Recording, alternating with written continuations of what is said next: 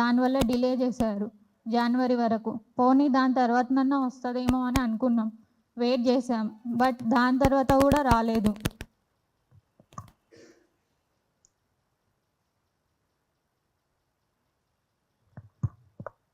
Vacancies అవన్నీ release చేశారు. Power సెక్టర్లో ఎన్ని వేకెన్సీస్ ఉన్నాయి ఏంటిది అవన్నీ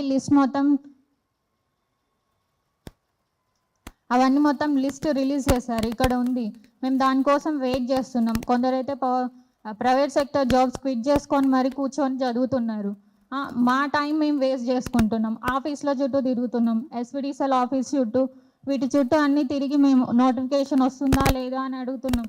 బట్ వాళ్ళు మా దగ్గర ప్రాబ్లం ఏం లేదు, గవర్నమెంట్ దగ్గరనే ప్రాబ్లం ఉందని చెప్తున్నారు. గవర్నమెంట్ని అడగండి, మేము వేస్తాం, మా దగ్గర ప్రాబ్లం ఏం లేదని అని చెప్తున్నారు.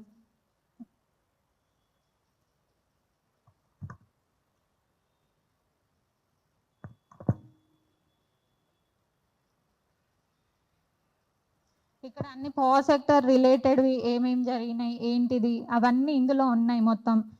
మేము ఎంతమందికి లెటర్స్ ఇచ్చాము, చాలా రిక్వెస్ట్గా అడిగాము నోటిఫికేషన్స్ ఇవ్వండి అని చెప్పేసి. ఇంకెంత రిక్వెస్ట్గా అడుగుతారు, ధర్నాలు చేశాము, అట్లా కూడా వినలేదు. ఒక్కొక్కరికి ఎవరికి చెప్పందంటూ ఎవరికి లేదు, అందరికి చెప్పుకుంటూనే వచ్చాం. ఇంకెన్నిసార్లు చెప్తారు? ఇంకా ఇప్పుడు మేము నోటిఫికేషన్ కనుక ఇవ్వకపోతే ఎస్పీడీసీఎల్ ఆఫీస్ ముందు కూర్చొని అక్కడే బుక్స్ ముందర కూర్చొని అక్కడే చదువుతాము. ఎన్ని రోజులని హాస్టల్లో కూర్చొని చదువుతారు?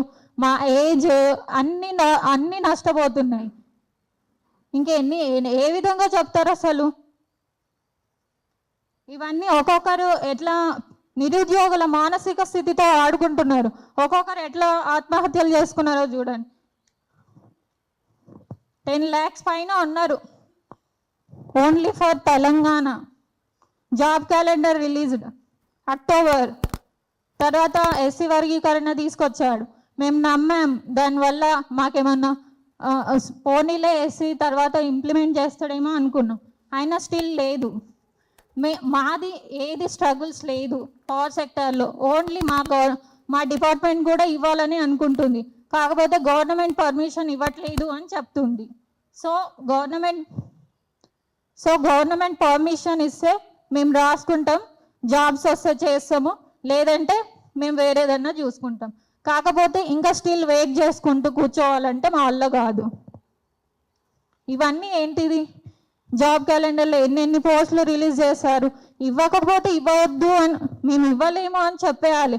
కాంగ్రెస్ వచ్చిన కాడ నుంచి ఒక్క నోటిఫికేషన్ కూడా రిలీజ్ చేయలేదు. ఓన్లీ 60,000 పోస్టులు మొత్తం టీఆర్ఎస్ హయాంలో వచ్చిన పోస్టులకి అపాయింట్మెంట్ ఆర్డర్స్ ఇచ్చేసి నేను ఇచ్చిన అంటే కాదు కదా. నీకు పుట్టిన బిడ్డ అయితేనే నీ బిడ్డ అని చెప్పుకోవాలి, ఎవరికో పుట్టిన బిడ్డని నీకు తెచ్చుకొని నా బిడ్డ అంటే కాదు కదా. అట్లా ఉంది ఇప్పుడు వ్యవస్థ. ఎన్ని పేపర్స్లో ఎన్ని అడ్వర్టైజ్మెంట్స్ చూసినా మేము.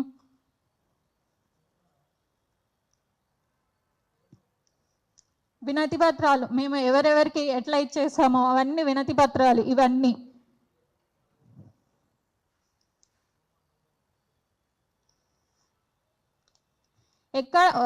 కాంగ్రెస్ గవర్నమెంట్ వచ్చిన దగ్గర నుంచి ఎక్కడ లేదు, పవర్ సెక్టర్లో అస్సలు లేదు. ఎన్పిటిసిఎల్లో ఈవెన్ జేఎల్ఎం కానీ, ఏఈ కానీ, సబ్ ఇంజనీరింగ్ కానీ ఇప్పటి వరకు ఏది రిక్రూట్మెంట్ జరగలేదు. ట్రాన్స్కోలో 8 years నుంచి అసలు నోటిఫికేషనే లేదు.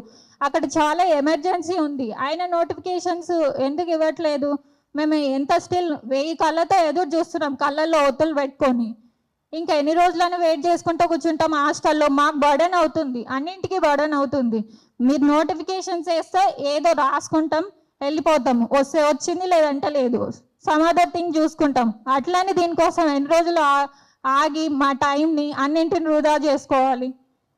మాది రెడీ ఉంది, మాకు గవర్నమెంట్ పర్మిషన్ ఇస్తే మేము ఎగ్జామ్స్ రాసుకుంటాం, మేము ఉద్యోగాలు తెచ్చుకుంటాం.